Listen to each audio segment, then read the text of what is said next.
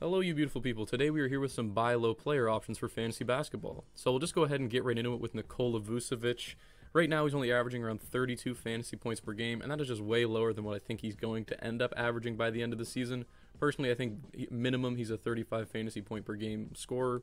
And if we just look at his numbers, I think it's fairly obvious as to why we're seeing this lesser production coming out of him. He's only shooting 41% from the field right now.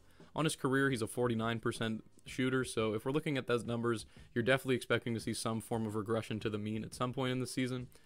His three-point percentage is back up to 35% from last season. I mean, granted, this is a small sample. It's only been 9 games, but that's why it's a great time to buy low on him. So I'm just going to go ahead and use the Yahoo Fantasy Trade Market. This is just a ESPN doesn't really have anything like this, but it just sort of shows all of the recent trades that have been completed in any league involving Nikola Vucevic, just to give you guys an idea of who you could trade for him, because I know that's pretty helpful to some people. So if we look at this, someone traded Buddy Hield for him. I think if you can get Nikola Vucevic for Buddy Hield, that's an absolute steal. Someone traded DeAndre Ayton for him. That's another trade that I would 100% do if you're getting Vucevic.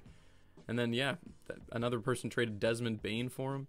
That one is a bit more debatable. You could definitely make a case for either way, but I think Vucevic's value is very close to what Bane's will be by the end of the season, so definitely something to keep in mind. I hope this gives you an idea of what Vucevic's value is at right now and what I would trade for him. Personally, like I said, I think he's minimum 35 fantasy points per game.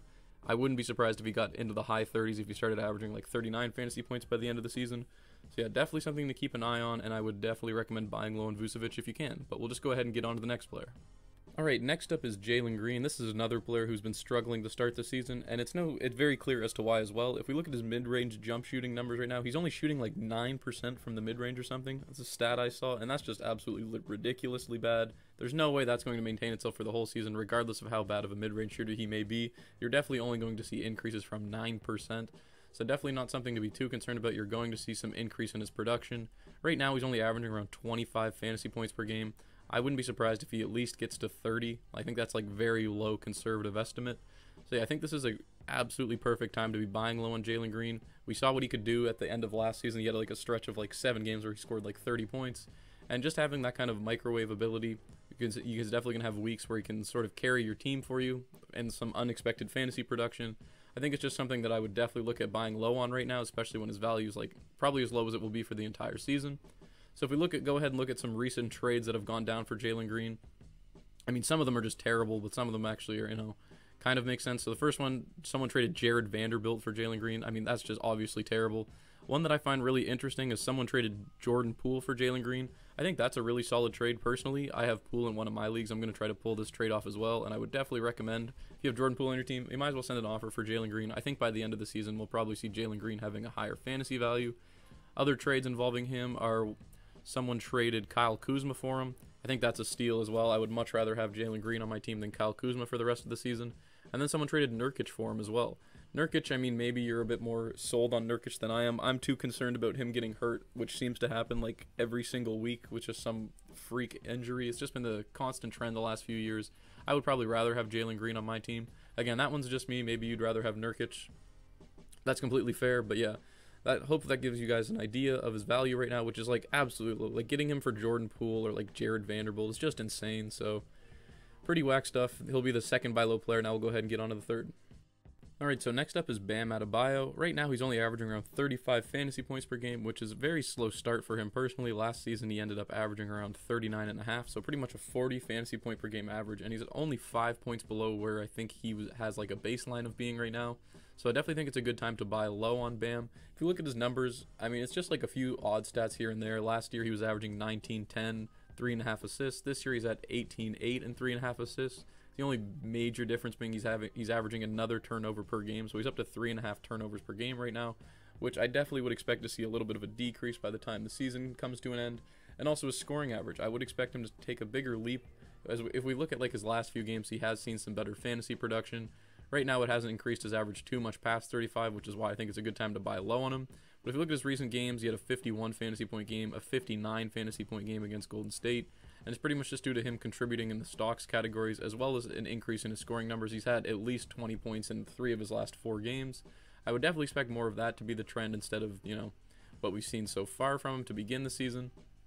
And if we look at his trade market value, someone got him for RJ Barrett and Evan Mobley, I would 10,000% do that trade. RJ is just some dog shit, and Evan Mobley isn't too great for a points league in my opinion. Another trade that I find really interesting is someone traded Lauri Markkanen for Bam Adebayo. Personally, I think I would also make that trade. I know it's hard to, get over the recency bias of Lauri having better numbers than Bam, but I just think by the end of the season I would rather have Bam Adebayo on my team.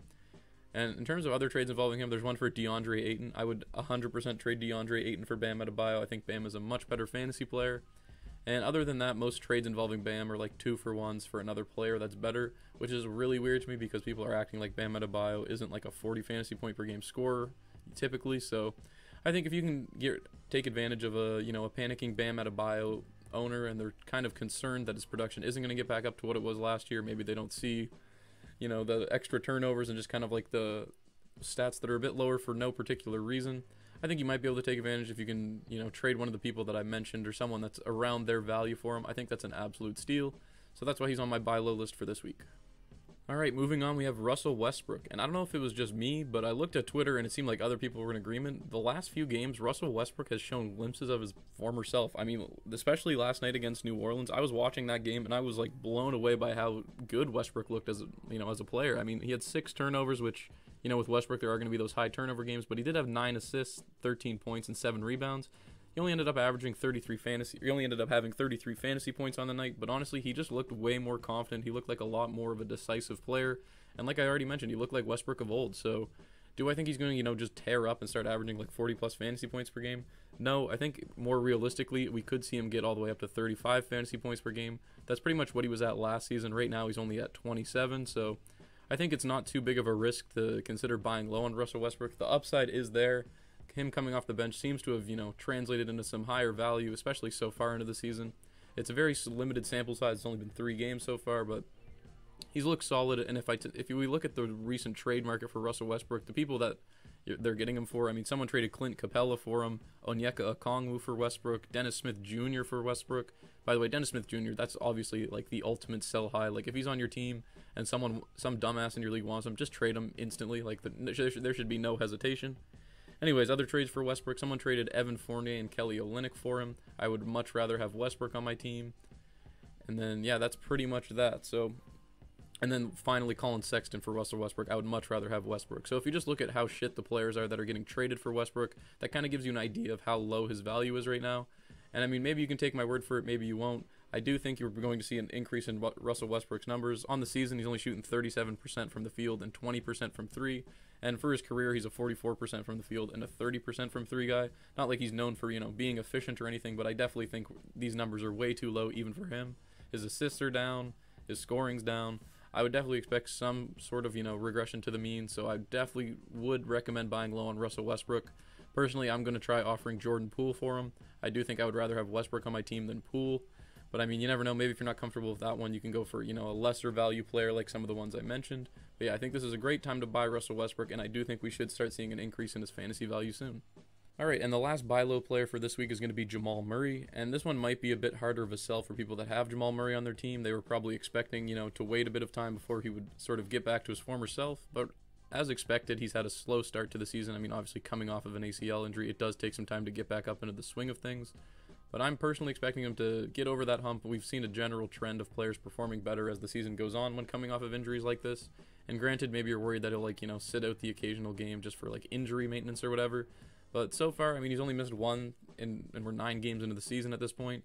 The year before he tore his ACL, he was averaging 21, 5, and 4, and shooting, almost 50, 40, 90. I mean, I'm saying almost, I'm being kind of generous. He was shooting, 48 from the field and 87 from the free throw line, but still, you can see the kind of potential he has. And if we look at the trade market, there haven't really been that many trades for Jamal Murray as of late. The only single one I'm seeing here is for Christian Wood.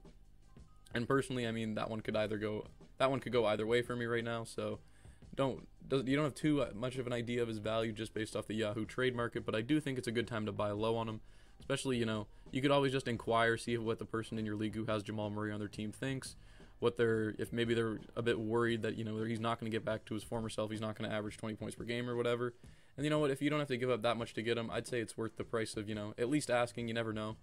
So yeah, that's going to do it for the buy low players for this week. Hopefully it helps you guys out in terms of, just looking at general trade targets or people to go for.